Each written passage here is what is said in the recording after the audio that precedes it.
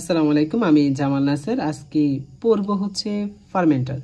এই ফার্মেন্টার শব্দটা আসছে হচ্ছে তোমার ফার্মেন্টেশন থেকে, অর্থাৎ হচ্ছে ফার্মেন্টার হচ্ছে এক ধরনের ডিভাইস বা হচ্ছে ট্যাঙ্ক, অর্থাৎ ফার্মেন্টেশন ট্যাঙ্ক বলতে পারি আমরা। অর্থাৎ হচ্ছে যেখানে ফার্মেন্টেশনটা ঘটে বা যে ট্যাঙ্কের মধ্যে যে বাক্সের মধ্যে হচ্ছে তোমার ফার্মেন্টেশনটা ঘটে, ওই ট্যাঙ্কটাকে বা বাক্সটাকে আমরা বলি হচ্ছে ফার্মেন্টার। অর্থাৎ হচ্ছে এটা এক ধরনের ডিভাইস বা যন্ত্র।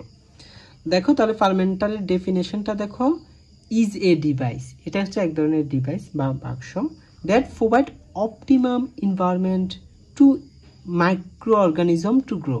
মানে হচ্ছে এটা হচ্ছে একটা অপটিমাম এনভায়রনমেন্ট সৃষ্টি করবে, অর্থাৎ হচ্ছে যেখানে তোমার সুপ্রিমাম লেভেলে হচ্ছে তোমার টেম্পারেচার থাকবে, অ্যাটমসফিয়ার চাপ থাকবে, তারপর হচ্ছে একটা মিডিয়াম তৈরি করা হবে যেখানে হচ্ছে একদম সুবিধাজনক, যেখানে হচ্ছে মাইক্রো অর্গানিজম হচ্ছে তোমার গ্রো করতে পারে। সো দ্যাট যাতে হচ্ছে ইন্টারেক্ট উইথ এ সাবস্টেট, অর্থাৎ হচ্ছে যাতে এই মাইক্রো অর্গানিজমগুলা সাবস্টেটের সাথে হচ্ছে তোমার ইন্টারেক্ট করতে পারে বা বিক্রিয়া করতে পারে, এক কথায় যদি আমরা এটা বলি। তো এখানে সাবস্টেটটা কি, মনে করো তুমি ওয়াইন তৈরি করবে, তো ওয়াইন তৈরি করতে আসলে কি লাগে? গ্রেপস লাগে, মানে হচ্ছে আঙুর লাগে। তো আঙুর হচ্ছে এখানে সাবস্টেট। তো এই সাবস্টেটের সাথে মাইক্রো অর্গানিজমগুলো কি করবে? ইন্টারেক্ট করবে এবং হচ্ছে ফর্মিং দ্য প্রোডাক্ট, অর্থাৎ হচ্ছে প্রোডাক্ট তৈরি করবে, অর্থাৎ ওয়াইন তৈরি করবে। ওকে, তো আমরা ফার্মেন্টেশনকে হচ্ছে আমরা দুইটা ভাগে ভাগ করেছি ফার্মেন্টারের উপর ভিত্তি করে।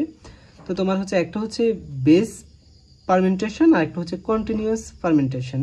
তো কন্টিনিউয়াস ফার্মেন্টেশন তুমি নাম দেখে বুঝতে পারছো, যেখানে কন্টিনিউয়াসলি হতে থাকবে, মানে প্রোডাক্ট তুমি এখানে হচ্ছে র মেটেরিয়াল দিবা, মানে একদিকে র মেটেরিয়াল দিবা, আরেকদিকে হচ্ছে ফার্মেন্টেশন প্রোডাক্ট, অর্থাৎ হচ্ছে ওয়াইন তৈরি হতে থাকবে।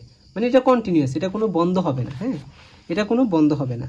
আর আরেকটা দেখো হচ্ছে বেস ফার্মেন্টেশন, অর্থাৎ হচ্ছে বেস মানে কি, মনে করো আমরা কোনো টিচারের কাছে যদি হচ্ছে প্রাইভেট পড়ি, তাহলে আমরাও মনে করো আমি যে বেসে পড়ি এটা একটা বেস, তারপর মনে করো 1 ঘন্টা পর আর একটা বেসকে স্যার পড়াবে, অর্থাৎ হচ্ছে আলাদা আলাদা। তো বেস ফার্মেন্টেশনের যে ট্যাঙ্ক বা ডিভাইসটা, এটাই হচ্ছে আমাদের ট্যাঙ্ক বা ডিভাইস। তো ডিভাইসটা কিভাবে তৈরি করা হয়?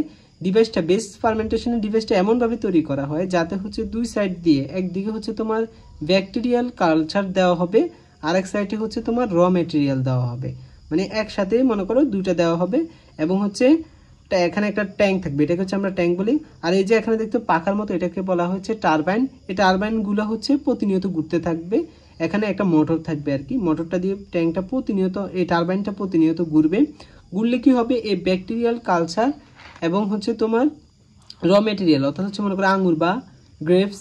হ্যাঁ, তো এই গ্রেপস প্রতিনিয়ত হচ্ছে ব্যাকটেরিয়ার সাথে কালচার হয়ে তোমার পরবর্তীতে ভিতরে ফার্মেন্টেশন, মানে 7 দিন সময় লাগবে। 7 দিন সময় লাগার পর তারপর এখানে হচ্ছে ওয়াইন বের হবে। প্রোডাক্ট হিসেবে কি বের হবে? ওয়াইন বের হবে। দেখো ফার্মেন্টেশন প্রোডাক্ট এদিক দিয়ে বের হবে, অ্যান্ড ব্যাকটেরিয়াল কালচার আর ব্যাকটেরিয়া যা আছে সব কিছু বের হবে। দেখো এটা যখন আমরা একবারে দিলাম, একবারে বের হয়ে যাবে। তো এটা প্রত্যেকবার আলাদা আলাদা করে তোমাকে এটা করতে হবে। এই জন্য হচ্ছে এটা বেস ফার্মেন্টেশন, আলাদা আলাদাভাবে, অর্থাৎ আলাদাভাবে ব্যাকটেরিয়া কালচার দিতে হবে একবার, র মেটেরিয়াল দিতে হবে একবার। এই জন্য এটাকে আমরা বলি বেস ফার্মেন্টেশন। এরপরে দেখো হচ্ছে কন্টিনিউয়াস ফার্মেন্টেশন। কন্টিনিউয়াস ফার্মেন্টেশনটা হচ্ছে তোমার, আমরা একদিকে হচ্ছে র মেটেরিয়াল দিব, আর ভিতরে হচ্ছে আগে থেকেই হচ্ছে তোমার ব্যাকটেরিয়া কালচারটা থাকবে, আর এই দিক দিয়ে শেষ নিচের দিক দিয়ে হচ্ছে তোমার ফার্মেন্টেশন প্রোডাক্টটা তৈরি হয়ে বের হতে থাকবে। তো তুমি এখানে প্রতিনিয়ত হচ্ছে কি দিবে? ব্যাকটেরিয়া কালচারটা আগে থেকে দেওয়া থাকবে এখানে, তুমি শুধু র মেটেরিয়াল দিলেই এদিক দিয়ে হচ্ছে 5 বা 7 দিন পর হচ্ছে তোমার ওয়াইনটা বের হবে। তো যেহেতু হচ্ছে এটা প্রতিনিয়ত দিলে হচ্ছে বের হবে, প্রতিনিয়তই হচ্ছে, এই জন্য এটাকে আমরা বলি হচ্ছে কন্টিনিউয়াস ফার্মেন্টেশন। তো আশা করি বুঝতে পেরেছ। তো তারপর হচ্ছে আমরা কি করেছি, আমরা যে কথাগুলো বলেছি এই কথাগুলোকে এখানে বোঝানো হয়েছে। দেখো বেস ফার্মেন্টেশন, তো এখানে আমরা বলছি হচ্ছে এখানে নিউট্রিটিভ সাপ্লিমেন্ট আর অ্যাডেড। নিউট্রিটিভ সাপ্লিমেন্ট আর অ্যাডেড বলতে বোঝাচ্ছে হচ্ছে আমরা যে মিডিয়ামটা তৈরি করবো, কারণ মাইক্রোবসগুলোতে একটা মিডিয়ামে হচ্ছে তোমার বৃদ্ধি পেতে হবে। তো একটা হচ্ছে নিউট্রিটিভ সাপ্লিমেন্ট লাগবে এখানে। অল দ্য মেটেরিয়াল আর স্টেম স্টেরিলাইজড, অর্থাৎ হচ্ছে যা প্রোডাক্টটা আমরা দিব না কেন বা র মেটেরিয়াল দিব না কেন, সবগুলো হচ্ছে আগে থেকে জীবাণুমুক্ত করে রাখতে হবে আর কি। এবং হচ্ছে it is a discontinuous process, মানে এটা হচ্ছে শুধু একবারে করা যায়, দুইবার কিন্তু করা যায় না। কিন্তু দেখো কন্টিনিউয়াস ফার্মেন্টেশনটা কিন্তু হচ্ছে কন্টিনিউয়াস প্রসেস, প্রতিনিয়ত এটা হয়। দেখো this maintain the micro organism in growth phase, মানে তুমি হচ্ছে ট্যাঙ্কের ভিতরে কন্টিনিউয়াস ফার্মেন্টেশনের ট্যাঙ্কের ভিতরে কিন্তু তুমি মাইক্রো অর্গানিজমের কালচারটা কিন্তু রেখে দেবা প্রতিনিয়ত, এটা এখান থেকে হবে। In this process the substrate, মানে হচ্ছে মনে করো আঙুর, is added to fermenter continuously at a fixed rate, মানে প্রতিনিয়তই তুমি কি করবা, এই র ম্যাটেরিয়ালটা হচ্ছে এখানে যুক্ত করতে থাকবা, আর হচ্ছে প্রতিনিয়তই হচ্ছে তোমার কি ফার্মেন্টেশন প্রোডাক্ট অর্থাৎ হচ্ছে ওয়াইন বের হতে থাকবে। তো এটাই হচ্ছে কন্টিনিউয়াস প্রসেস বা কন্টিনিউয়াস ফার্মেন্টেশন। আশা করি বুঝতে পেরেছো। আসসালামু আলাইকুম।